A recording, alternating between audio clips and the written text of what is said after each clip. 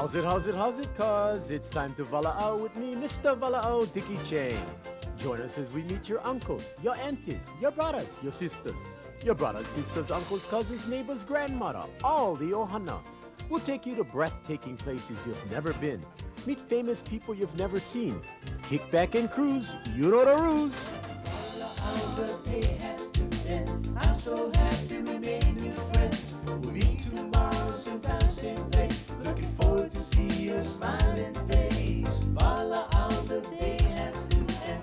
I'm so happy we made new friends. We'll meet tomorrow, sometime, same place. Looking forward to see your smiling face. Walaau, Walaau, Walaau, Walaau, Walaau, Walaau. Aloha Kauai, mahalo nui loa, and thank you for joining us this week in yet another exciting and informative episode of Walaau. I'm Diki Chang. Hard to believe it's already September, and for many of our Kauai residents, we all have in our mind 27 years ago, September 11th, the major destruction of Hurricane Iniki here in our garden island Kauai. 18 years ago, as we all remember, September 11th, 2001, that of course is the anniversary of the destruction of the Twin Towers. Thousands of people lost their lives. That is when America was officially in war. Just want to let you folks know we're going to take you to a little bit of the highlights of Hurricane Iniki and 9/11. We'll have an opportunity to speak to the first person ever interviewed on Walaau 25 years ago. That, of course, would be Mr. Peter Villatora. But let's head on over to New York City, specifically Manhattan, at the Sheraton Hotel there in Manhattan, New York City. Years ago, got to meet Joe Gelshin. Little did I know, months later, I will be staying at his hotel to cover 9/11.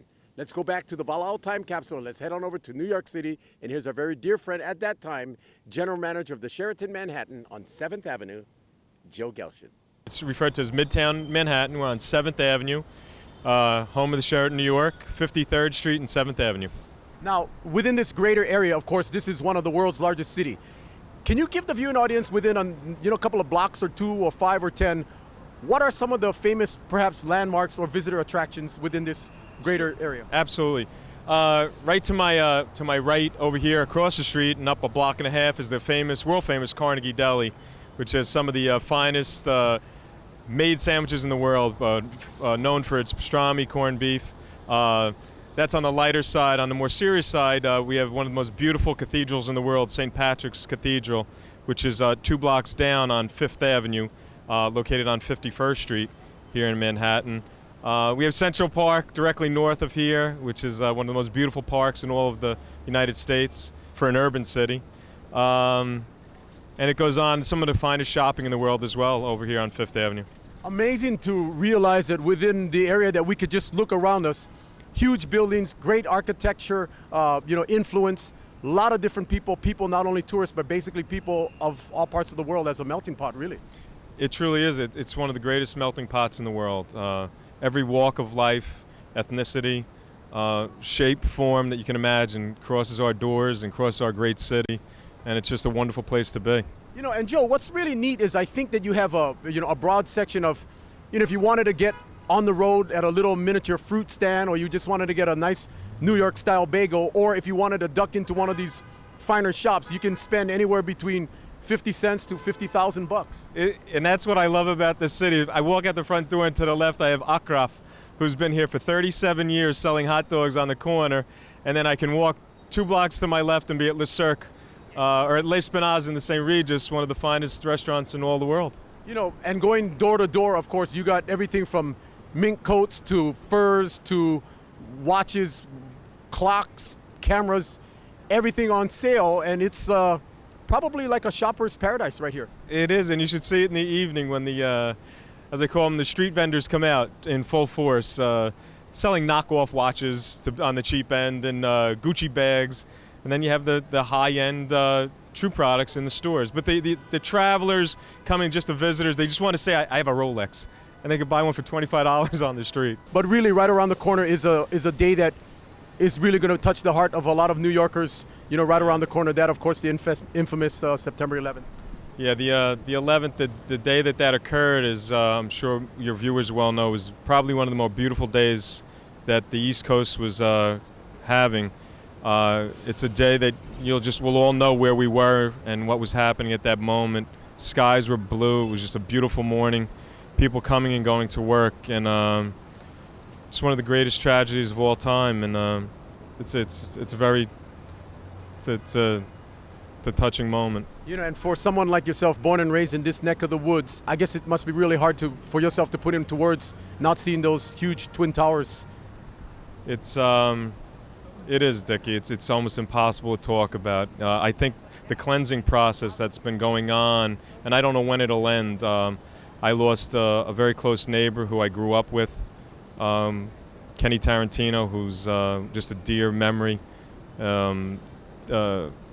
Captain Terry Hatton, fire captain here in New York City, whom I was involved with sending him on his honeymoon, and I know his wife intimately. They're just wonderful human beings. His wife Beth just recently had a child, christened it, the baby Terry, named after her husband last Sunday. It's just wonderful. Human life was erased. I was here at the Sheraton Hotel working that morning, and I actually saw the buildings from the roof here, and it was a very sad, somber day. I know it's just around the corner, a couple days away, and just fine. I just can't believe those buildings don't exist anymore. I think New York City is going to be very sad in the next 2 weeks to come. Just a very, very sad city, but we'll get over it. We'll move on. I was at home. I was watching TV, watching the morning traffic reports before I left to come in from New Jersey to New York, and I thought it was a traffic helicopter, one of the reporters that went into the World Trade Center. Turned out it wasn't. Watching the reports, my sister called. She worked at a hotel that was right on the waterway looking into New York, and she called screaming on the phone that a plane hit the World Trade Center. Flicked on the TV, and just devastation took over all of my thoughts, everything. I just had a feeling it was a terrorist attack immediately. Just the way it happened, it was too weird. And now, just with the way the city, it was very odd coming into work. It was a couple of days before everything opened up, and it was just very sad. I have chills now thinking about it. It was very sad. Everybody was walking around dumbfounded. And now it's in a recovery stage, but it's slow, but it's coming around. It slowly is. People have the right spirit, and it's coming around. Aloha Kauai, we're going to have to take a very short break. Directly behind me is a world-famous landmark in New York, the Ed Sullivan Theater. You guys remember Ed Sullivan? A lot of us old-timers do. Tonight, we're going to have a really big shoe, You know what? Tonight, unfortunately, Ed Sullivan is not happening here, but guess who's here? None other than David Letterman. Now, I don't have a front row seat, but I do have a ticket, so don't go away, gang, because while you guys are on commercial break, I'm going to go check out my man, David Kavika Letterman. Don't go away, gang. Walaau, we'll be right back. Aloha.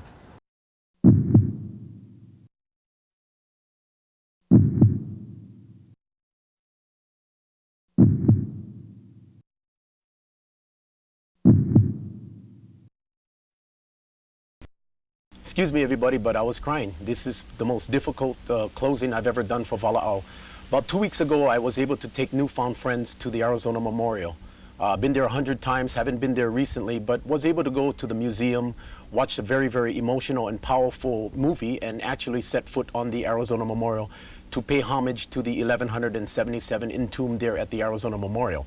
I made sure that the family was able to see the memorial. I was looking at the American flag many times, took off my hat to say a special tribute and aloha to the men and women that gave our lives there in a day that will live for infamy there at Pearl Harbor, December 7th, 1941.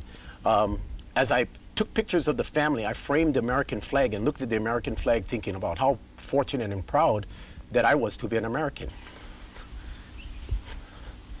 Now this thing happens. So I hope you can all pray for the country, and I hope you can all sing God Bless America. I'm so proud to be an American. Mahalo. Aloha Kauai, we're back. Woo-wee! David Letterman, what a show. Now with me is one of my hosts that's been taking me around this beautiful city, Kevin Belligeri. And Kevin, can you tell us exactly what we saw thus far this morning? Well, this morning we did tour St. Patrick's Cathedral, which is world famous here in New York, and it's has a lot of old memories and great memories here in New York, and it's one of the world's most famous cathedrals. And from St. Patrick's, we decided to go to Central Park, Central Park, of course, is the forest of New York City, which we call it, and we love it. We spent probably about an hour up there and looking at the lake and the boathouse, and of course, famous Tavern on the Green, which is probably one of the best restaurants here in Manhattan and one of the busiest. From Tavern on the Green, we went to the roof of the New York Essex House and took a look at the landscape from the 47th floor. And right now we're standing in front of course, the beautiful Intrepid here on West Side Highway that is ready, in fact, I've learned today, is ready to be put back in service. God forbid there is another war down the road. And from here, we're going to go right down the West Side Highway, which is about 2.5 miles down. And we're going to go look at and thank the people that served down in Ground Zero. You know, what's actually perhaps a little bit eerie when you mentioned Ground Zero, going to a place like St. Patrick's Cathedral. As we pulled up, I pointed to the clock at you and it said 9/11, and we kind of had a real pretty heavy duty heebie-jeebie feeling, but probably of a great security that we were at least in front of a world famous cathedral. Absolutely, I think 9/11 has changed all of our lives, and I think that number, I hope in New York one day they're going to make that a national holiday. I think it's a time for everybody to remember and kind of thank the families and thank the world that everybody came together and kind of put this behind us, but we will never forget it. And I think 9/11 is going to be and has to be a holiday here in New York and around the world. Driving through Central Park, we started from one side of the park to another. Hard to imagine how huge the park really is, that you got this big park in the midst of one of the largest cities in the world, but by hooking up with your buddies and to be able to get that perspective on the rooftop, that really gets to show you not only how huge Central Park is, but really how big New York City is. Well, I always say that if you're not from New York and they blindfold you and they bring you up to Central Park and they decide to take the blindfold off, where would you think you'd be? You'd never realize you're in New York. The park is a forest. I mean, it's New York's forest, and we love it, and it's something that we all need to have, especially on weekends, to get around with the families and relax. Definitely therapeutic, evidenced by the fact that you got people that are power walking, strolling, people that are jogging, and I would just imagine now's the time that you do these things before your winter season comes, because it's probably relatively cold during winter. Oh, winter here is tough. I mean, last winter was a kind of mild one, but New York is unpredictable in the winter, and I think they say after a very hot summer is going to be a very cold winter. But New York's always ready for things. I mean, it was obvious what happened on 9/11 that we're ready.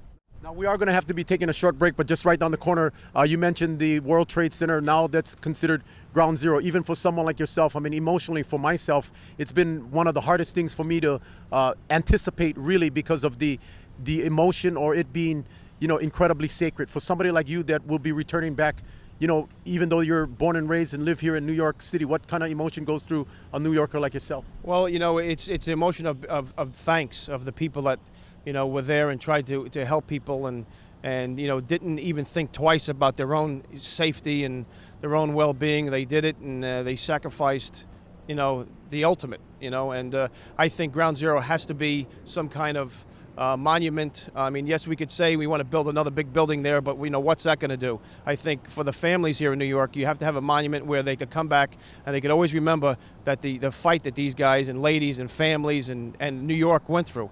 And even now when I go down, and I pass that every day coming to work, and I'm a very religious person in a lot of ways, and I cross myself and I put the sign across and I thank God for the families, and I thank God that to be here in New York.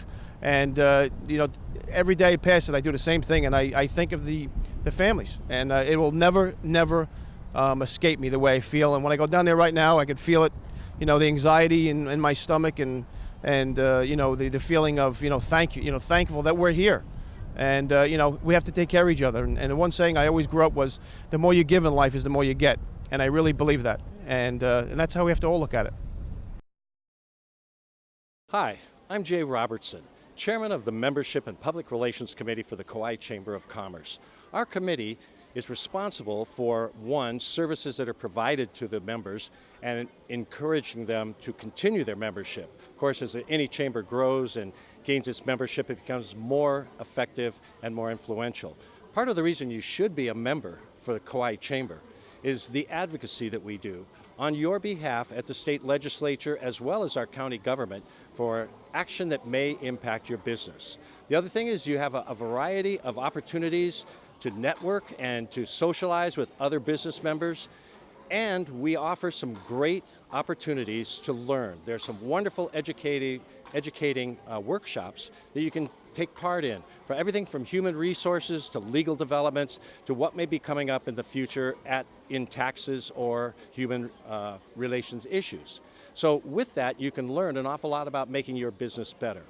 I think one of the primary things you should consider in joining the Chamber is that you become a critical part of the fabric of the economy of the island. You actually add something to the whole structure of our economy, and you help to make that better. Of course, being a Chamber member has a lot of benefits to it, and you will certainly find out about those as you join us. We have a variety of committees. We encourage you to be a part of that, but we more importantly really want you to associate with each of the members, build your associations, network, find out how you can improve your business and be much more successful at what you do. All of that is part of being a member of the Kauai Chamber of Commerce. I'm Jay Robertson, Chairman of the Membership and Public Relations Committee for your Kauai Chamber of Commerce.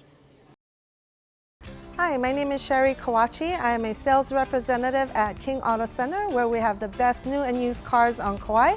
Standing right next to this beautiful brand new Honda Pilot. Come see this and more at King Auto Center. Be sure to ask for me, Sherry Kawachi. Thank you.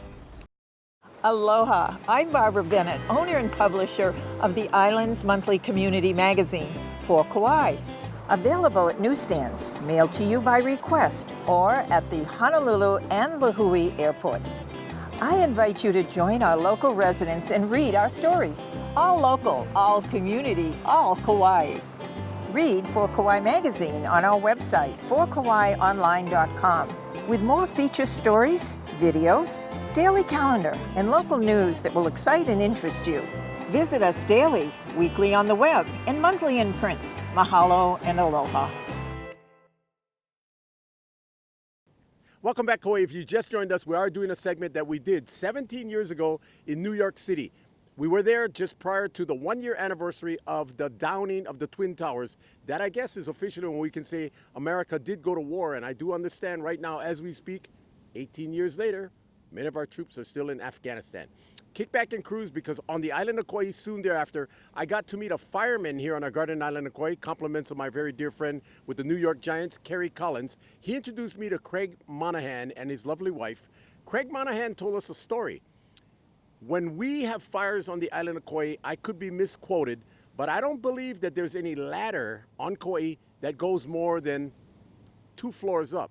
Remember, the ordinance is 4 stories up. The Kauai Marriott Resort and Beach Club is the only resort area with 3 10-story buildings. Everything else is 4 stories and lower. So if I'm not mistaken, the highest ladder on Kauai will actually only go up 2 floors. He was stunned because, remember, many of those firefighters carried 40, 50, 60-foot packs, 40 floors, 50 floors, 60 floors, and then some. So we had an opportunity to catch up with Craig Monahan there. He came on over to Kauai to talk with many of the firefighters here on our garden on Kauai. Here's our very dear friend, Craig Monahan, and at Ground Zero, Sergeant Lynch. Check this out. Aloha. In the big city of New York City. Now, a couple of months, or shortly after, I should say, the infamous 9/11, we got to meet a young firefighter, one of New York's finest, Mr. Craig Monahan. He's celebrating his honeymoon with his wife, Sharon. And Craig was able to address some of our best, our firefighters there at the Lihue Fire Department. But lo and behold, I'm here at the infamous Ladder Company number 5 with none other than Craig Monahan. Craig, how you doing? Good to see you, Dickie. What is the emotion, or what is the vibe like as we approach the 1-year celebration of 9/11?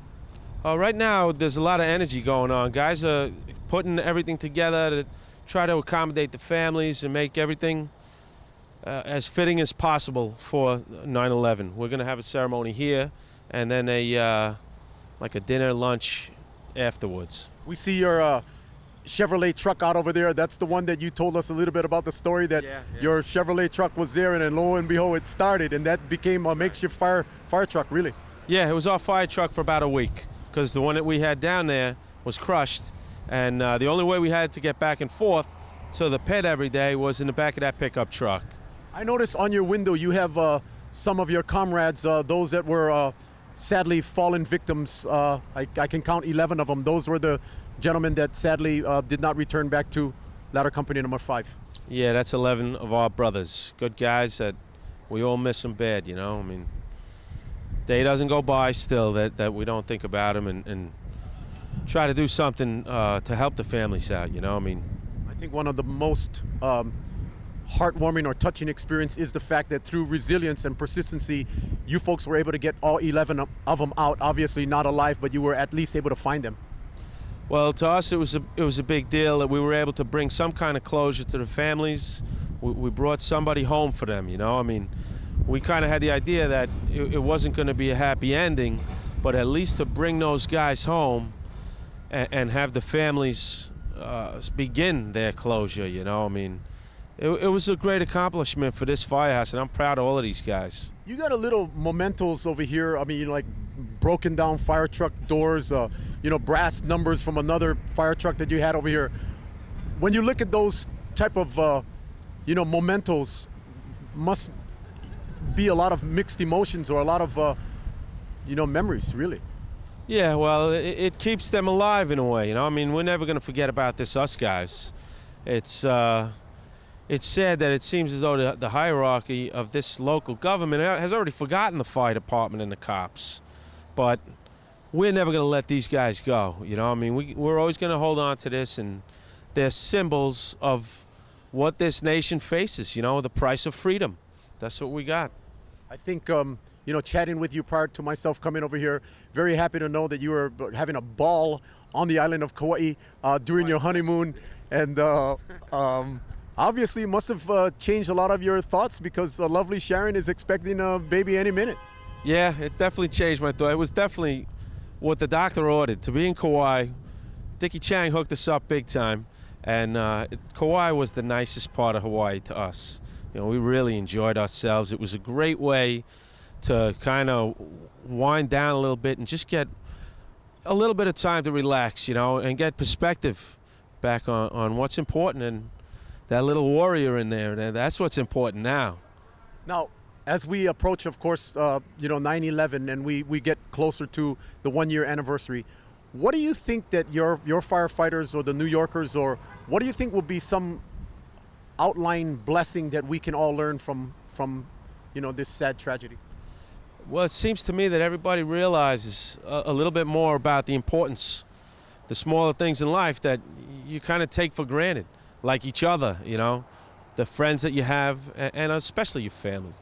I think that's the one thing that most people are kind of got a grasp on a little bit better than they did before 9/11 now.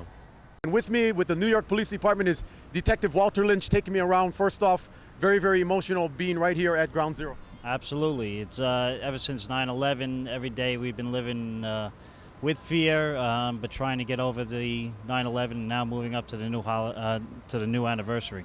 Working our way to get here to the grounds of Ground Zero, we came across basically thousands and thousands of New Yorkers as well as visitors. Heavy duty emotion going on right now. Absolutely. Down here we have visitors to the New York who have come down to honor everybody that's died in the 9/11, as well as honoring the heroes, the people that are working down here doing rescues. As we are standing here now, the rescues have stopped, and now we're trying to rebuild.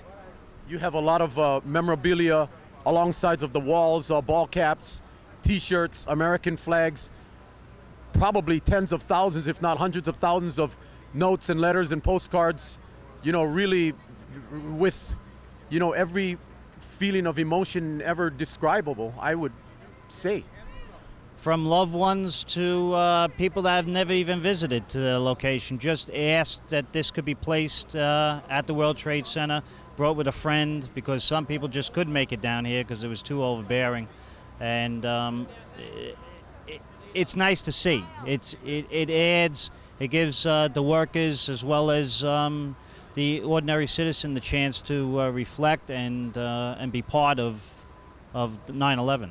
All we see directly behind us is a huge pit, just as a reminder of what these magnificent buildings were. But surrounding buildings outside of this pit also received some damage without even taking a direct hit, really.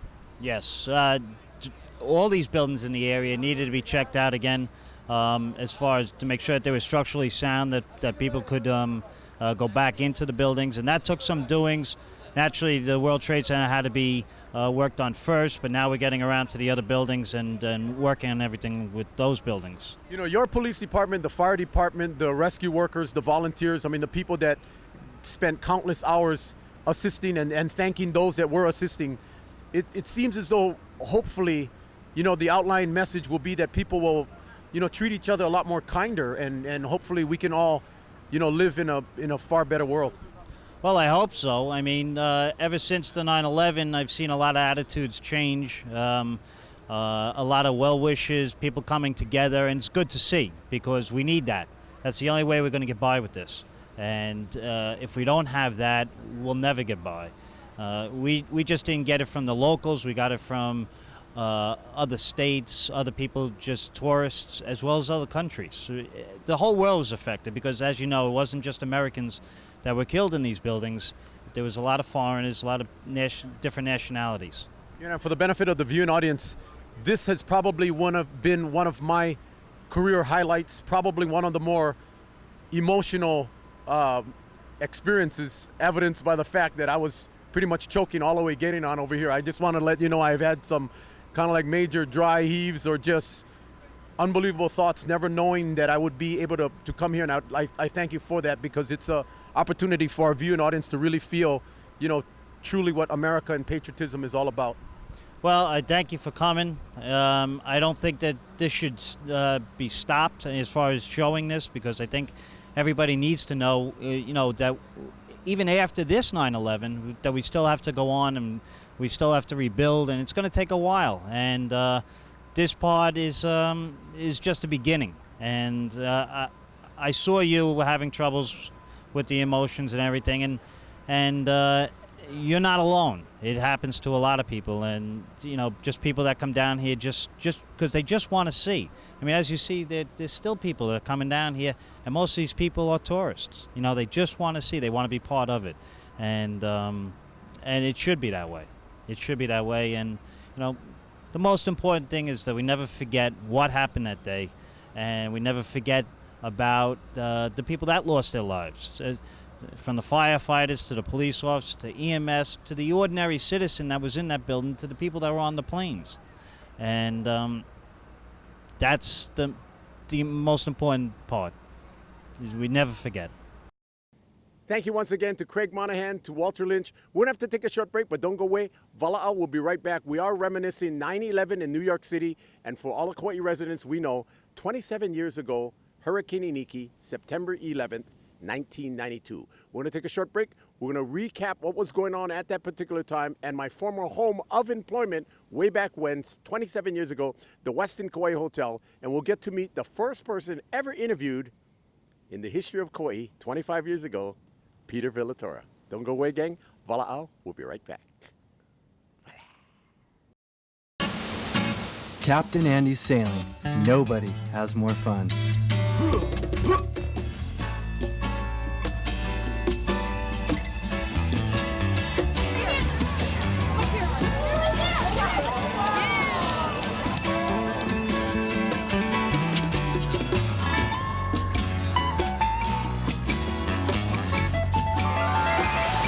Captain Andy's, the ultimate sailing adventure.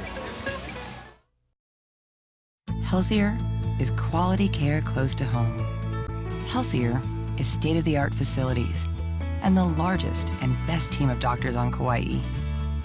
It's specialty care and caring in a special way. Healthier is Kauai's only comprehensive bone and joint center with expertise in joint replacement, hands, feet, ankles, and sports medicine.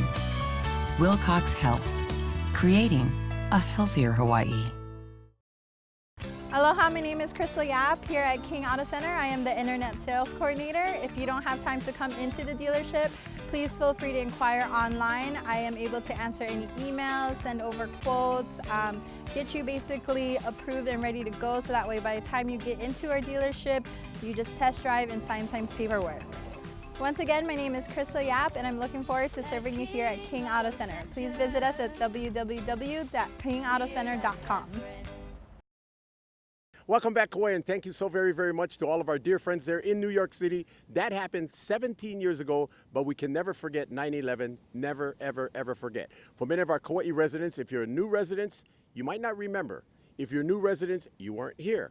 But for the long time, born and raised Kauai residents and those that have been called Kauai home for many, many years, we all remember September 11th. That specifically, of course, was Hurricane Iniki. I was then working at the Westin Kauai Hotel. We were there at the hotel itself, so we're going to reminisce some things that were happening prior to the closing of the Westin Kauai Hotel, and we'll have an opportunity to speak to the very first person we ever interviewed in the history of Walaau, 25 plus years, none other than our very dear friend, Peter Villatoria. Check this out, reminisce, Walaau.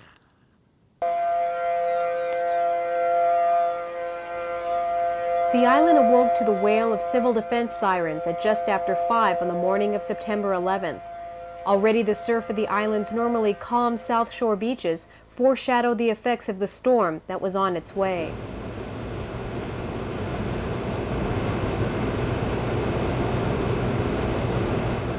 Each person on Kauai began bracing for what lay ahead, although no one could have known then the devastation that would come with Iniki's winds.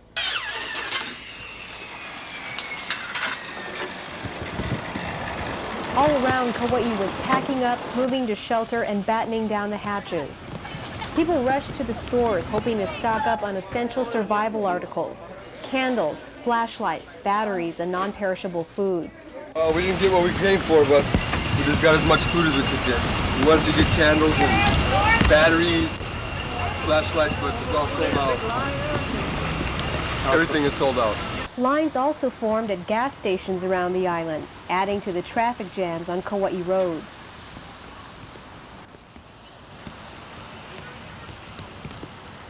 Many also realized that propane gas would be among the essentials that may be in short supply following a disaster. But the biggest line was here at Lihue Airport. While most prepared to ride out the hurricane, some headed to the airport in an attempt to get out before it hit. I would stay. She want to get out of here. I want to go home. Although inter-island air carriers kept service going as long as they could, these people did not get flights off Kauai. They were taken to the nearest evacuation center to await the approaching Iniki.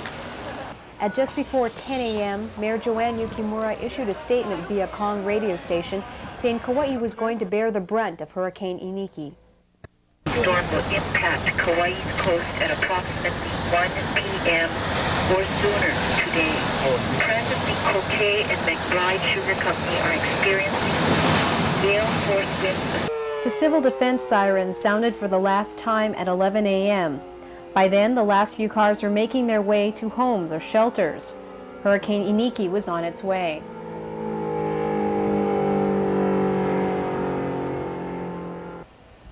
Iniki was unlike most major storms in recent times in that it occurred during the daylight hours. This, coupled with the popularity of home video cameras, made the Iniki experience possibly the most well-documented storm in history. All over the island, people grabbed their video cameras and shot the savage winds as they whipped through their neighborhoods.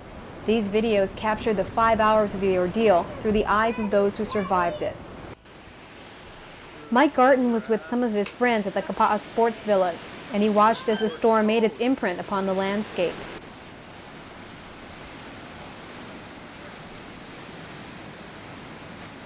In another part of Kapa'a, Rick Harder trained his camera on his neighbor's house, and he watched as the wind loosened the fabric of the structure. All over the island, as people peered out at the winds, they listened to the radio for any information that could aid in their safety. The word iniki, we were told, means a sharp, piercing wind, a pinch, or more poetically, the pangs of love. And true to its name, this sharp, piercing wind caused broken hearts all over Kauai, as people saw their homes and everything they had destroyed. This footage was shot by Paul Miranda in Koloa, who, with his family members, watched their neighborhood being torn to pieces.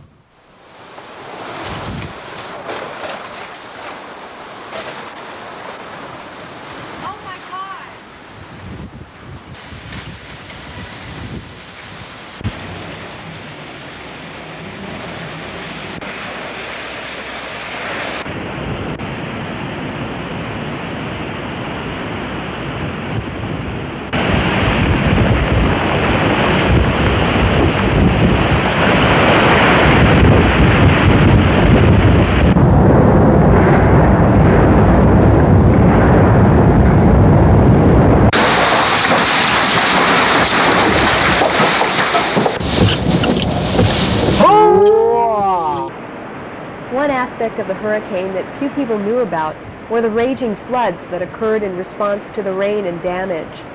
Here at the Waiahai in Poipu, the 22-foot wave surges swept around and through the hotel and traveled as far as 800 feet inland. This formed a rampaging river in the hotel parking lot as seawater poured in from the Poipu beach area.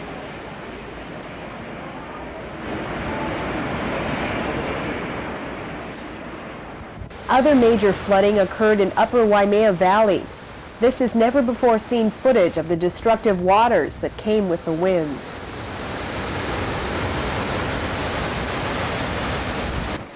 Over in Eleele, Kauai Electric Citizen Utilities workers stayed at their power plant, monitoring the storm as best they could. This footage is from Kauai Electric personnel. At one point, workers tried to secure a door to a warehouse from what appeared to be some unearthly monster forcing its way in.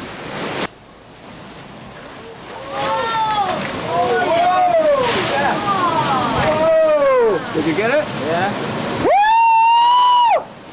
Kalihiwai Valley funneled high-velocity winds offshore, and the ocean looked as if the water was boiling as the winds blew spray out to sea like rising steam. The posh Princeville Resort Hotel was turned into an evacuation shelter. Tourists and North Shore residents huddled in the hotel's elegant ballroom, setting up a crude camp in a room meant for much happier events. And 1,200 North Shore residents took shelter from the storm here. Some ventured out into the carport, transfixed by what they saw. Many said just when they thought the wind had reached its strongest point and had to be subsiding, an even bigger gust would come along.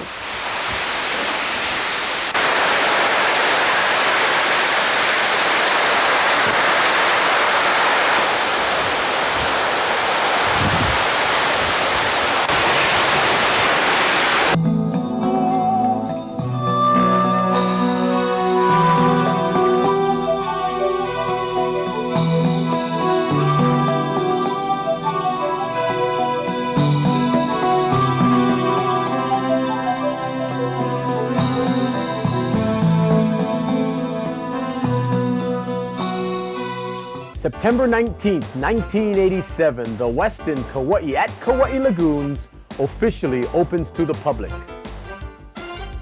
Chris Hemmeter's $350 million multi-mega resort is unlike anything in the world.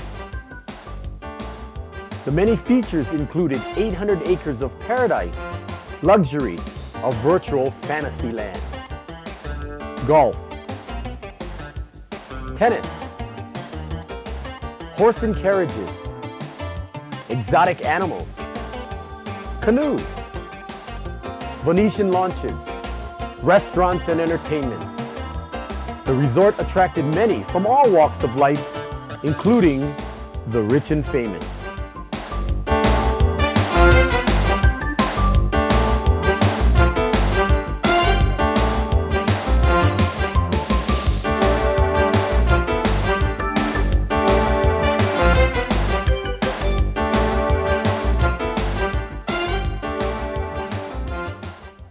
September 11th, 1992, Hurricane Iniki slams into Kauai.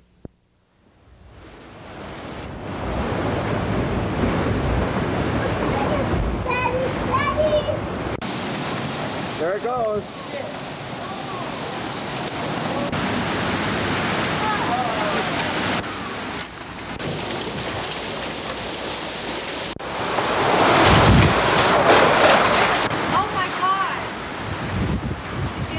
Yep.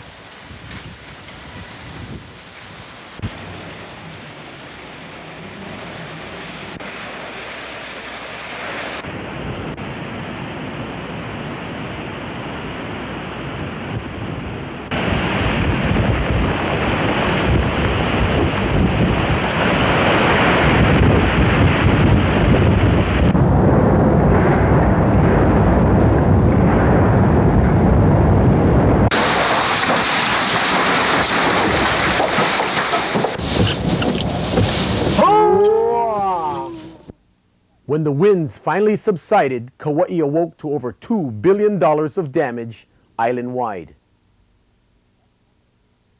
Life for many will never be the same. Many are left homeless and unemployed, including over 1,000 alone from the island's largest employer, the Westin Kauai. As I walk down Kauai's first and only escalator, flashbacks and faces of hundreds of guests, residents, school children, and fellow employees entered my mind. It had been well over a year and a half since I returned home.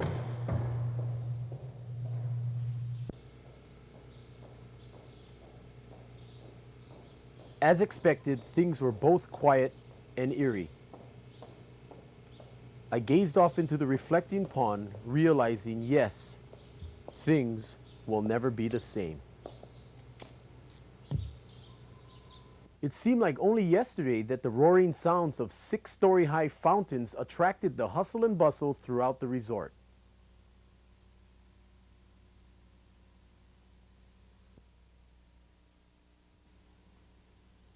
Reality all around me, however, indicated what so many residents and former employees have come to accept.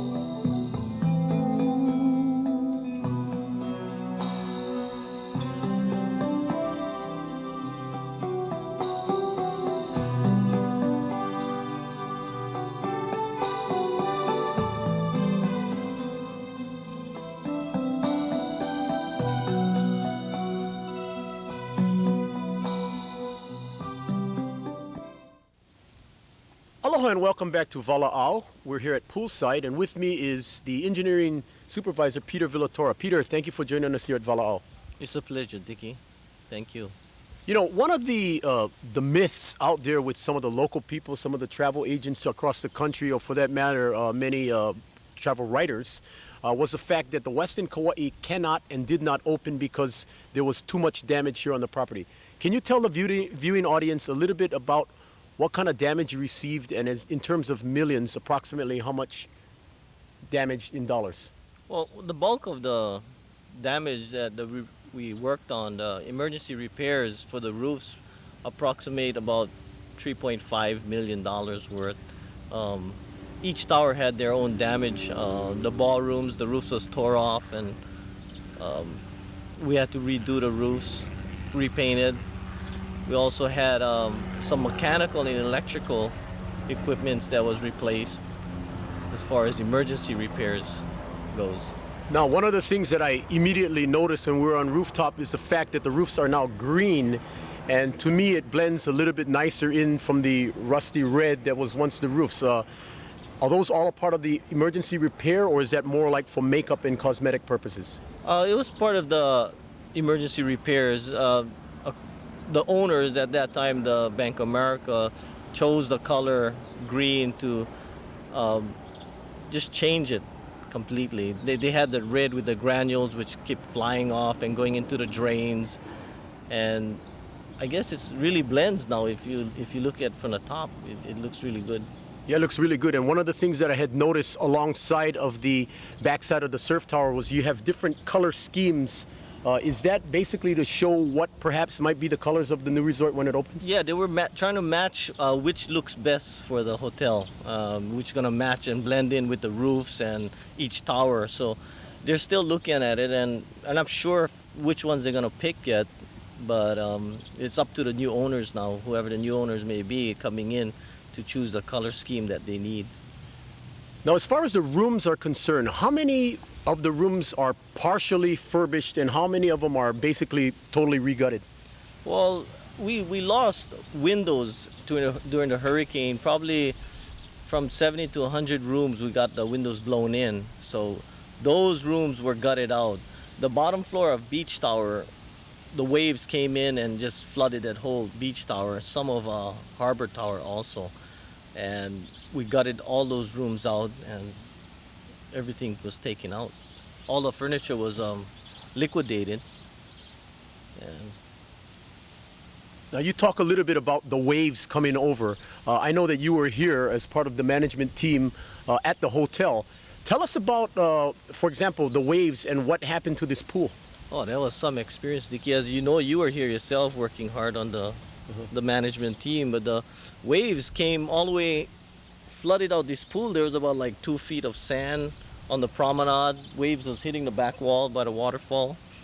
It was just tremendous. It was just, this area was a whole beach area. The only thing you could see was that eagle up there. That was it. Now, one of the corporate engineers that came down, ironically, happened to come down right after Hurricane Andrew. And his name was Joe Carroll, I believe. Now, you and Joe were on the top of the surf tower above Prince Bill's during the eye of the hurricane. Tell us a little bit about that experience and what you saw up there. We were trying to see we was going to assess the damages when the eye passed over. And we called this guy Crazy Joe because he was just crazy. He went up on the roof and the wind started coming around, whipping from the other side, and we were up on the Ocean Tower roof while the winds was coming back. And I just told him, man, I ain't gonna stay up here. You crazy. He got hurt though. He fell down. At that particular time, he did tell you and the rest of your workers that this was of a lot stronger magnitude than what he experienced with Andrew. Definitely. He said Andrew cannot compare to iniki. Iniki, the winds was like a lot piercing, a more stronging type of wind. And he's seen Andrew. He's been in Andrew, so he know. Now, there's about 40 or maybe 50 more workers that's holding down this fort. And originally, when the hurricane hit, there was well over 1,100 workers. Being one of the last of the survivors here on property, what's the day-to-day feeling like for yourself as well as the rest of the employees that you're working with? Well, it's like you said, Dickie, it's a day-to-day. I'm fortunate that I still working for the Westin, and fortunate for having David Shackleton as a general manager, you know, maintaining the people that's here, just trying to keep whatever running. I have like 6 engineers out of 40 that we employed at one time, and it's a hard feeling going through it day by day, not knowing when the hotel is going to open. We just want this place open and get some employment back on the island, get the economy back, and help the island get back on its feet. Feel the beauty of this sign up, down from the beaches to the highest mountain. Different people living as one, in harmony under the sun on the island, in the middle of the sea. Puakea Golf Course. Call for your tee times today. Aloha Kauai. I am Michelle Mora, and I am chair-elect for the Kauai Chamber of Commerce. I chair the Kauai Military Affairs Council. We've been in existence for about 3 years. It's a very important committee because it's one of the 3 top economic pillars in Kauai. We bring in at least $94 million of contracts to Kauai and salaries in the area of $24 million. So again, they're very, very important to Kauai. We do many things with the Hawaii Military Affairs Council. We actually oversee all of the Hawaiian Islands to make sure that we are the conduit of information and resources between the Kauai Chamber of Commerce members and our military ohana. So that includes PMRF and their sailors, and the 1,000 contractors that they have on island, the independent civilians. We also take care of our Coast Guard, our National Guard, and also we are very, very valued veterans. So we participate in the parade, we participate in Memorials Day, of course, 3rd of July, the Best of the West out on PMRF, and we invite you all to help us take care of our military ohana. Again, I am Michelle Mora. I'm with the Kauai Chamber of Commerce, chair-elect this year, and I'm the chair of the Kauai Military Affairs Council. We invite you to participate in different councils and committees under the Kauai Chamber, and if you want to get more information, please call the Kauai Chamber office. Aloha and mahalo. We hope you enjoyed this week's episode of Walaau. As always, we'd like to sincerely thank each and every one of you for watching Walaau and making us a part of your weekend and week out festivities here in our beautiful garden on Kauai. Don't forget now, Walaau every Tuesday, Thursday, Saturday, 7 a.m., 12 noon, 4 p.m., 7 p.m., 12 midnight. Spectrum Cable Channel 128. And as soon as we get online, we'll let you know because you can log on to YouTube and check out Walaau. Please help to kokua our sponsors. Obviously, it is the sponsors that make Walaau possible week in and week out. Walaau, to talk, to speak, to converse with, Hawaiian style, right here. It is time for us to heli on, but as always, let's all continue to take care of our families, our friends, the neighbors, the Malahini, and the Aina, and we'll check you out next week only on Walaau. Walaau, Walaau, Walaau.